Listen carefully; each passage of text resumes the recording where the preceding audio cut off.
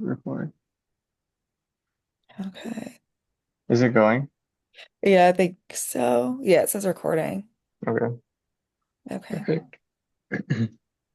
Okay, the central thesis, I thought it was about like how we choose to reframe poverty, especially in terms of like aid and then like how we help communities that are impoverished Mm, and how like the current system that we have set up doesn't really work to alleviate poverty. It just continues to reinvent it.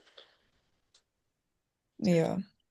Yeah, I agree. I also think that it was presenting like a new way of addressing poverty in the world. I also think that a pretty strong through line in it or claim was that poverty has sort of become an industry, and I kind of got that from the name of the documentary as well, like Poverty Yeah. Inc. And so that like the fundamental goal of providing aid has sort of changed. Yeah, the filmmakers, I guess, like they were arguing that like foreign aid and the handouts and like the charities, um, like the people become dependent on it, so it's just like a endless cycle. There's not really any improvement. Hmm And I liked, oh, go ahead. Mhm.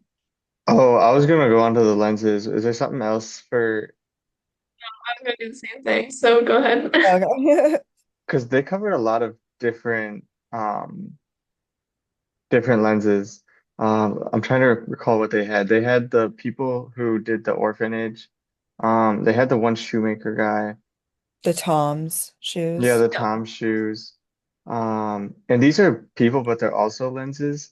And I did wish that they had someone from. Did they have again? Like it's been a while since I watched it. Did they have anyone from like a notable NGO, like a CEO or I didn't. Mm, Think so. They had people from like, and I don't know if you'd call them NGOs, but like people who were local to the area that had started organizations to help in their country. Like, I remember, I think it was in Haiti, the guy who created like solar panel night lights or Oh lampposts, yeah. and it was stuff like that. But I don't think they had NGOs. Hmm yeah. I think a big yeah. Go ahead. Oh, sorry. No, you could go ahead. Oh, I was to say a big I don't know if big's the right word, but a lens that they covered that I felt like stuck out a lot to me was definitely an economic one or a lens on the side of like buying and selling. Mm, Um, Mhm. yeah. yeah. I think, Oh, sorry. no, go, go. Okay. It's like personal lens. Does that make sense? hmm I don't remember the names of the husband and wife that just volunteered to adopt, like the interviews and stuff. They were just activists, so I feel like that's just personal lens, I guess. I don't know what else I hmm would call it. I think like a cultural lens as well, like especially when they brought in the case studies from Africa and how like we kind of view Africa as this really poor, I almost said country, poor continent and the countries within, and that when we go in and we quote unquote help, it's less of a partnership and more of like putting our own agenda on them for what we feel is better for them. hmm Yeah. Yeah. I don't fully understand Dr. Boucher's thing about lenses quite yet. Um, when we were talking about lenses for the India documentary that he showed, asking he was asking you and I, Riley, to examine the lenses of the people who are even making the documentary, which is kind of hard to do because I don't fully know who the people who made this documentary were, which maybe I should Like there's a know lot that. going on. Yeah. But definitely a colonial lens. That's what you made me think of when you were speaking of like this form of aid is almost Or maybe I mean, you could potentially make the argument that it's just another form of colonialism in like the modern age.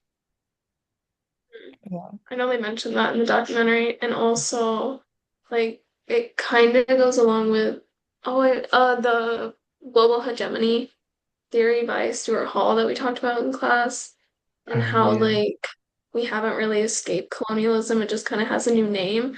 But Mm. I like that. I felt like the documentary got to this point as well, is that we're not like stuck in it, and that there's a way to get out, and that I like how the documentary reshaped how we shouldn't be like forcing agendas on impoverished people. We should be helping them fulfill the vision that they see for themselves.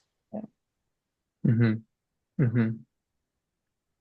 That also made me think of the social fact that they had talked about in the documentary. So I guess you could say another lens would be sociology, because I think that that concept comes from sociology or maybe psychology. Um, but it was sort of just like the acceptance of things as they are and not really questioning it. Like within the guise of giving aid, you have people that are doing innovation within it and like trying to improve aid and improve the country. But they're doing it under the assumption that those countries like need continual aid. Like they weren't questioning why they were always giving it. Does that make sense? Yeah, I feel like it's like at least like if I don't know personally, I feel like it's like kind of like that is reminding me of just kind of like a savior complex. I don't know. They feel like Mm-hmm. they just have to keep doing it to look good for themselves. It's not doesn't seem as genuine, I feel like. Mm-hmm. Yeah. Anything else that we can think of? I think Lenses. so. I don't really know what he means when he talks about the use of data as evidence. Like, I mean, I watched the documentary a while ago, but I can't think of like specific data that they use. Other than like, I know they mentioned multiple times where they're like, can you think of a country that developed through aid? And they were like, no. But I don't know. Mm-hmm. I think a Yeah. lot of qualitative data. Yeah. Mm-hmm. Um, yeah, I have to think. There might have been some quantitative data on like rice imports to Haiti or something after their Yeah. earthquake, like showing just like the amount, the quantity of rice that they were receiving. Yeah, wasn't it like the imports were flooding the markets or something after the US policy changes, Hmm. I believe. Yeah. And that affected the Haitian farmers. Hmm. I have like the worst memory ever, so I'm just trying to remember what I can. Hmm. Mm, Well, I mean, it also says thematic findings. So it makes me think of like the Tom shoes and how it's like it's a great idea in theory to give kids who don't have shoes, but then you create like an international dependency. And I know they talked about like imagine there's a shoemaker in Argentina and you put them out of business for their lifetime because you're importing shoes forever and you're not allowing them to stand up on their own. And I also thought it was interesting that they talked about how like a lot of people don't want like a quote unquote handout. Like a lot of people want to Hmm. make their own living. And so Hmm. when you have things like free shoes or the free rice in Haiti, like it just creates a cycle where like people aren't as confident in like creating a foundation for themselves. yeah, Hmm. I agree with that. That sort of ties into a lens. I think this was from the guy who was making the solar panel lights. He was talking about how foreign aid changes the mentality of the people living there, from a mentality of like independence to dependence. And if it continues, you start to think like, oh, because of who I am or where I grew up or what race or nationality I am, like I can't live on my own. That's why we're receiving all this aid. Um, which is a generalization in that statement. but the guy in the video did say that it changes the mentality. So it'd be interesting to look maybe farther into that and see if that's Hmm. something that everyone's experiencing. Yeah, I thought the shoes, I think that was like one of the most interesting parts to me because I even thought like, oh, it seems nice, but then when the guy was actually explaining that it's like what you said, Riley, about how you don't want a handout, you want to be able to do stuff on your own. I don't know, the perspective change for me. Hmm. But And I'm trying to also, data. Sorry. yeah, I can't think of any like specific numbers. I wish they would have given us numbers about how much like secondhand stuff is going into these countries for aid. Because I don't know what country it was in. I think it might have been Africa, but their textile industry was like they weren't producing textiles because the US just kept giving them Mhm. I don't know, like our equivalent of thrift shop clothing. Hmm. And it's like that clothing isn't culturally like relevant to them, which may or may not be a problem. Um, and also it like takes away the industry. So I would have liked to see numbers on that because it's sort of just like dumping trash into a country because we don't want it. Yeah. Mm,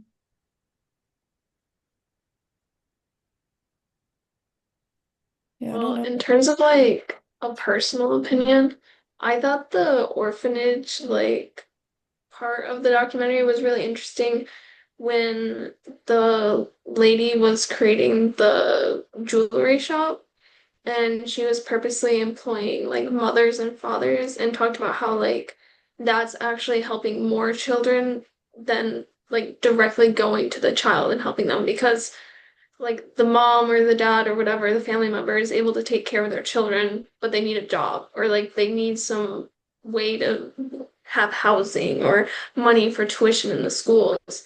And I thought that was interesting because I feel like we always talk about like go to the source, go to the source. And you would think, oh, we have to go to the children, they're like the future and whatever. But like, I think it's important to not throw away parental guidance for children and like how important that is emotionally and Mm, like for raising them and having issues later on in the culture around like family dynamics. So I think that was really cool. Yeah. Um, so I guess that was like the fourth one, just takeaways, right? Yeah. Okay. yeah. Yeah. I guess I don't know. It was in the very beginning, something that I thought was interesting. That Christmas song that Glee did. Mm.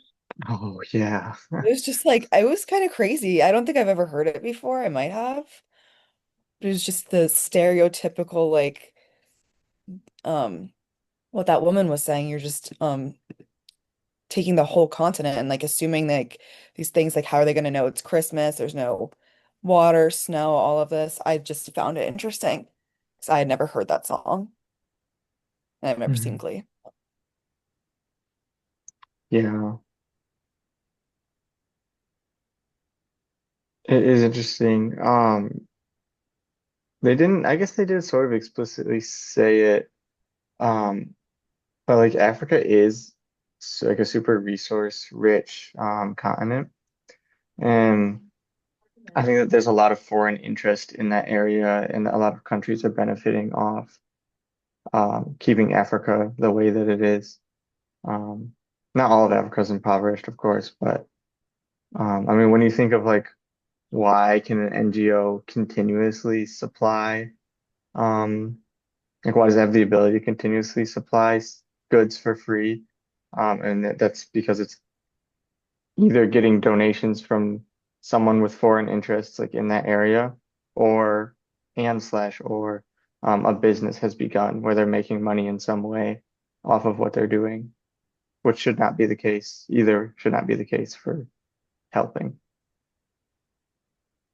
Yeah, like the whole idea of why would you pay for something if you can get it for free from somewhere? Mm. I also like as someone who's interested in policy, I thought it was important when they were talking about how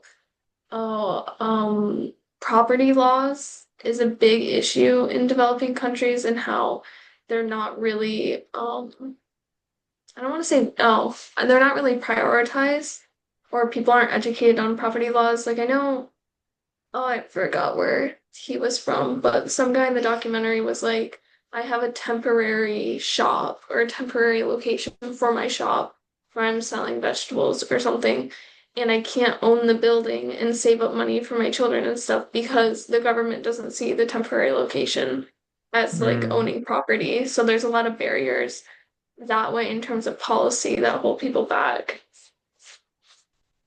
Yeah.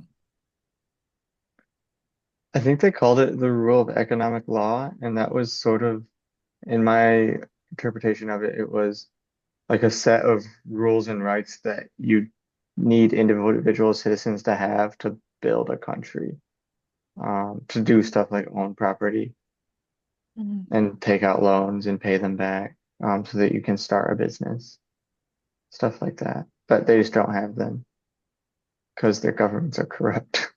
Yeah. Um, How did you all feel about the orphanage? I mean, Riley, I agreed with your opinion, but I don't know. I don't know how I feel about orphanages or adopting people for that matter, especially from like another culture.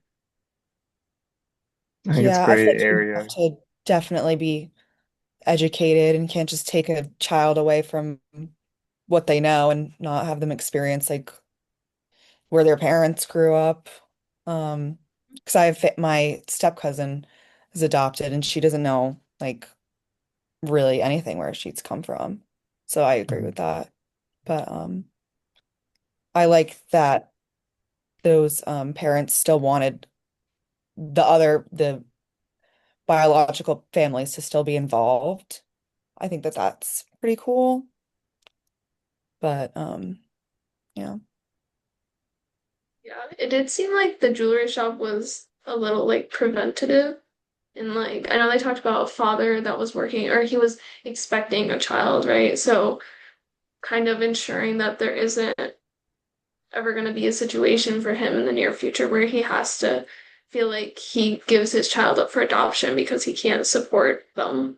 Yeah. So I think in that way it's good, but I can also see what you're talking about. I like when they didn't they adopt a Haitian child anyways? I think they did, but I think it was a Haitian child like with no parents at all. Yeah, yeah. Yeah. Yeah, I don't know. I have mixed feelings about that in general, I think but that the biggest thing that stood out to me is I thought it was wonderful that they decided to just make a business and support the mothers, Mhm. although their sale pitch was likely an orphanage. Like people were buying yeah, those beads to support an orphanage. Um, and so it's like a step in the right direction, but they were still sort of contributing to the problem. Yeah, makes sense. Yeah. Did either of to me you, it kind of hmm, oh, I was gonna go off in a different direction, so go ahead. I was just gonna ask if either of you wanted to work in an NGO, because I did before I saw this. I like the idea of NGOs, Mhm. but yeah, after the documentary, it's a little different for me. Mhm. I think I think for me the NGO was sort of an alternative to a government or a state-led government Yeah. organization and where those seem to be working more for like the interests of the state and it's more corrupt that way. But then when I saw the NGO, I was like, oh well, these guys in a sense are still working for profit anyways. So Yeah. Hmm. Yeah, Hmm. being in criminal justice, it's kind of like the opposite. So I hadn't really ever considered it. Hmm.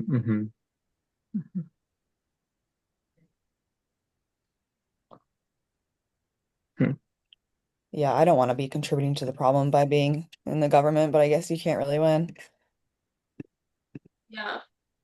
I mean, so like what do you do? That I felt like that was my question after I watched it. I was like, well, if you have people like the Thomas guy who probably had a good heart and wanted to make a change, but then when you make change, you should make it at a structural level. But is that plausible for everybody to accomplish? I don't know.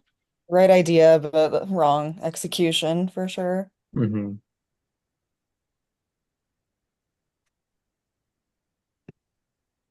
I do think Mm. it is really weird. I never questioned why. Mm, I mean, I think maybe the best politically correct term would be to say the global South is in poverty or impoverished.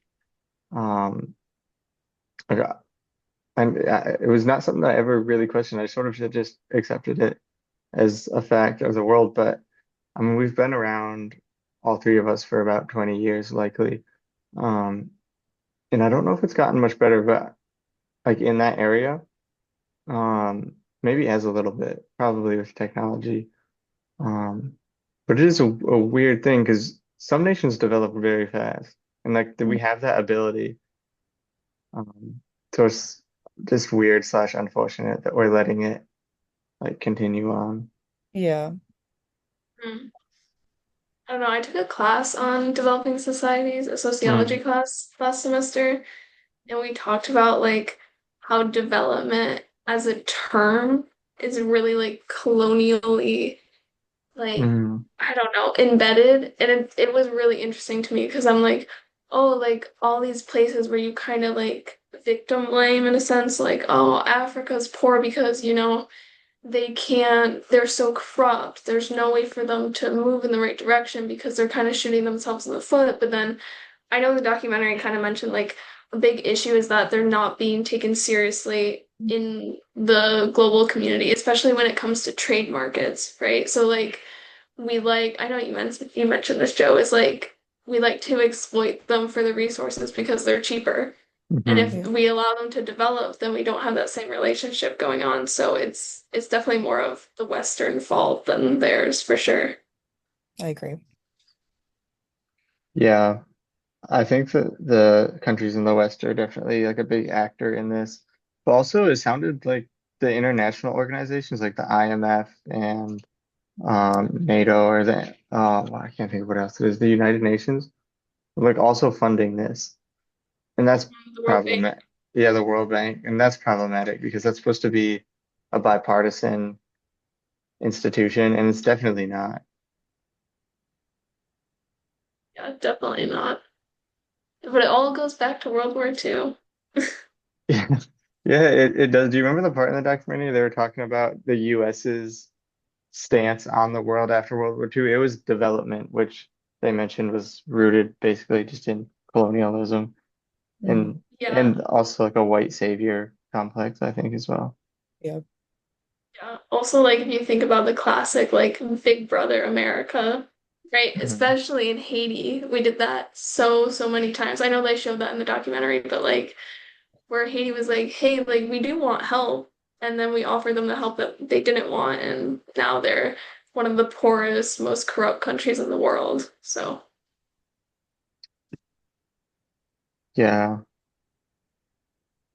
Yeah. Didn't it also say in the documentary that a lot of the NGOs money and stuff that's going into the country is given to the corrupt leaders so that they can sort of stay in power, or they're given all the resources, but that's it. Like they get to decide what they want to do with it, and the leaders decide to like keep it.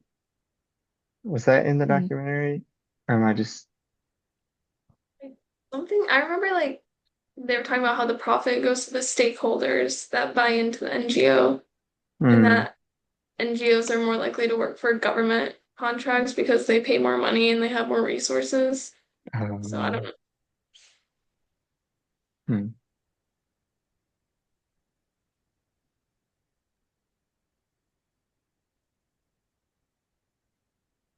Mm. Yeah, I don't know. It's been so long since I watched it, but Yeah. Yeah, I don't know if well, I think we've been chatting about it for 20 minutes probably at this point. I think yeah, we're probably over the mark. So Right. Yeah, I took if like a you few notes, but I just ran out. All Yeah. good. I think we have a quiz for this due today for this class. I haven't looked at it Yeah. yet. Hopefully Oh it's yeah, I did I it. was It's gonna like ask. I wouldn't really call it a quiz. It's like two questions about like who did this theory, and then it's like response questions. Like, what do you think about this and this? oh, Oh, okay. okay. That's very And There's I kind. no don't time think limit. there was like a time limit or anything, right? That I Yeah, saw. no. Let me see. Okay. Okay. Well, I'll stop this recording then.